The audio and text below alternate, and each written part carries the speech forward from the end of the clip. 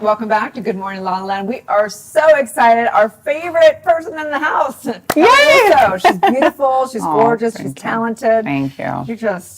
We love you. I love you guys equally, which is so nice. A soul sister here at Focus TV. You've got your own show, the hashtag Harry and Kelly Show. Yes. And I have to say, thank you so much, because I wouldn't be here on Good Morning LaLa Land if it weren't for your invitation to be a part of the hashtag Harry and Kelly Show. Oh, thank you. Of course.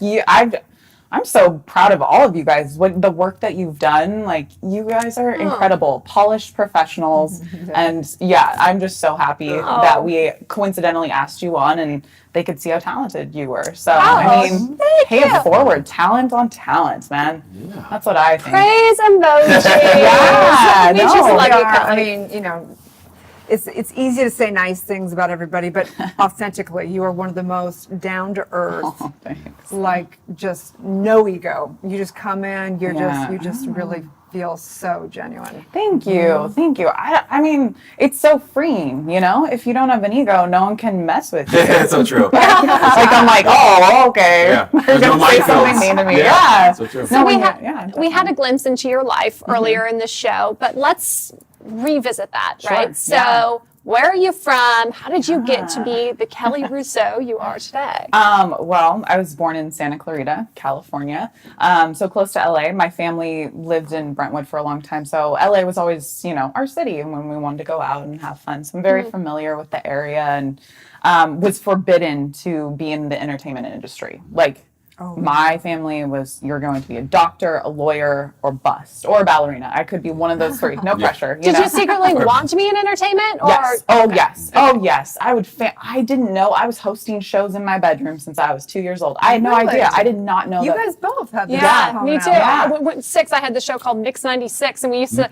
tape the TV as it was like B-roll. I'd be like, pretend I was Alicia Silverstone, and then take Clueless. That's hilarious. Right? But it's interesting to like, that we were manifesting that at such a young age. You guys are so good at it. Well, I didn't know what it was. I just thought was weird and would create stories, and I'd always be in a movie, and I'd go to Disneyland and ride the rides as the character. Like I'd be on Indiana Jones, and I was, his stepdaughter or something. Like I'd create a story. So I don't know. I guess just forbidden. So forbidden fruit. You always want it, right? So when did you get your first taste of the forbidden fruit? Oh, anytime my dad would take me into LA, someone would scout me, and he'd be like, oh, no. Leave her alone, model scouts are all the time. So I would love going into LA because I always had this fantasy I'd be on Hollywood and Highland or, Hollywood and Vine, and just someone would be like, I'm going to put you in a movie. And it happened. It did, but the road was so much harder. And anyone at home who wants to be in the entertainment industry, it is the hardest business to get into, and it takes a lot more work, and you don't see the work progress. Like my friends who are doctors or lawyers, you see the work progress. They're in med school, they're at law school, you can see it. They get raises, promotions. Exactly. We're in a permanent internship until we hit it to the top, basically. Don't you feel like that's why it's so critical that people choose entertainment out of the deep love that they feel for it? Like exactly. Because I feel that way. Like if there's anything else that you think you might want to do, you should probably do it. Yeah. Entertainment should be one of those things that you either do because you absolutely know it's the one thing for you or not. Exactly. Yeah. And we're all artists. I know that we enjoy entertaining people or being clowns or, we like to talk to people and interview them. But I feel like deep down, it's a love of people, which is so weird. I never thought I'd want to be an actor or a host because I loved people. And that's kind of what it is. Yeah. If you boil it down. It's so interesting how that part of you gets so fulfilled and so validating because you're helping people, whether it's you're entertaining them or you're educating them or you're just inspiring them, giving them a platform to tell their story, to help their business. It's really satisfying. Totally is. Yeah. It sounds bizarre, but we really love people. So we want to talk about these peppers. Yes. Okay. We Don't get scared, Rob. I know Rob's a little nervous. Yeah. I know Rob's a teeny bit nervous. So this is the ALS Hot Pepper Challenge. This is a near and dear cause to my heart. So tell us a little bit about why. Sure. So my father passed away from ALS, which is amyotrophic lateral sclerosis, and is that Lou Gehrig's? Exactly. Okay, sorry. Better known as Lou Gehrig's disease. Exactly. And it's the most horrific. I'm so sorry. Oh, We're it's so sorry. Oh, no. And Yeah. I was a full-time, I'm so thankful I am an actor because I was able to take care of my father. I didn't have a 9-to-5 job, so I was actually, my grandmother and I were his caretakers. So I saw all of it, did all of it, went through all of it. And what was that like? Like you lose the Right. muscles? So it's and- a neuromuscular degenerative disease.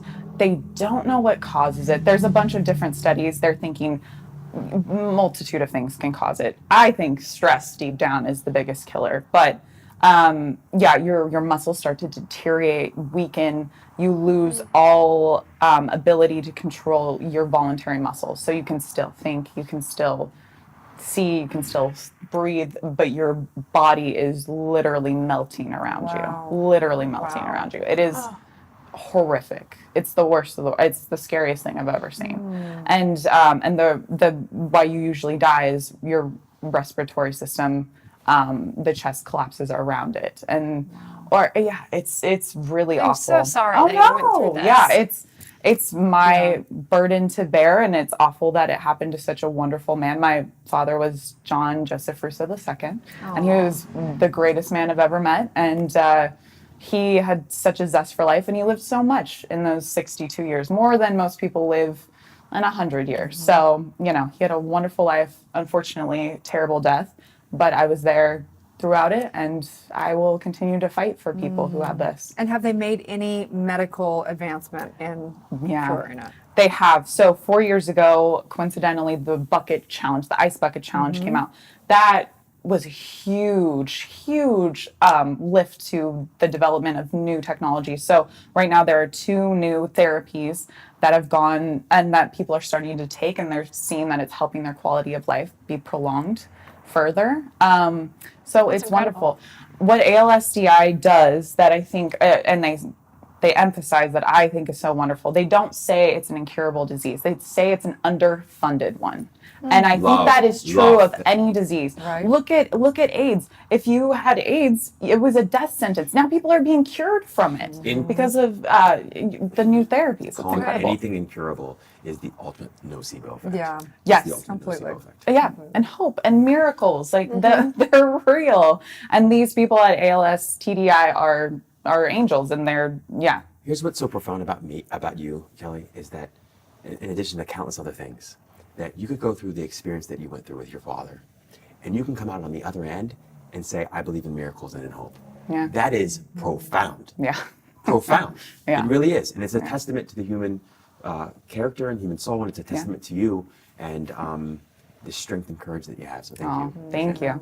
No, it's Profound. hard. It's hard. And your journey from believing in hope and believing in God, believing in it, you're angry at everyone because here's this terminal thing. And it is. I mean, you get diagnosed, and the average lifespan of a person diagnosed 2 to 5 years from their symptoms starting. It takes a year to diagnose it because it's such a tricky disease. It's literally a death sentence. You are done.